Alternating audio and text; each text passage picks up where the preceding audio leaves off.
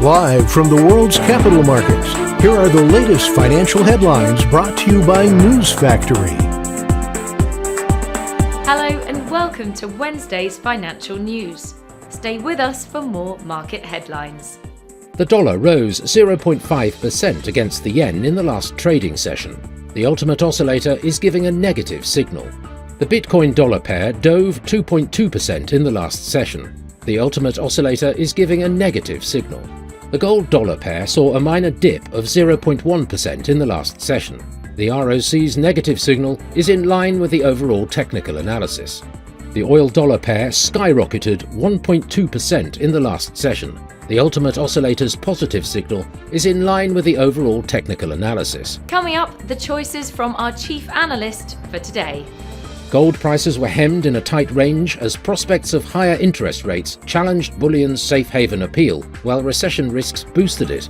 The British pound ticked higher against the dollar and was stable against the euro, even amid flaring Brexit-related risks and a murky economic backdrop.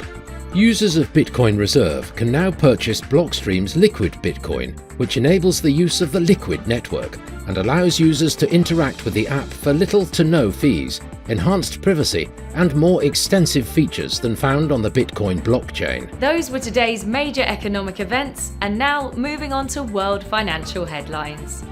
The US gross domestic product annualized will be released at 12:30 GMT. Spain's retail sales at 0700 hours GMT. Japan's industrial production at 2350 GMT. Australia's retail sales will be released at 0130 GMT. The US gross domestic product price index at 12:30 GMT. The Eurozone's business climate at 0900 hours GMT. We hope that you've enjoyed Wednesday's market outlook. On behalf of all of us here, we wish you a productive trading day. Be sure to join us tomorrow morning for the latest news and events from the financial markets.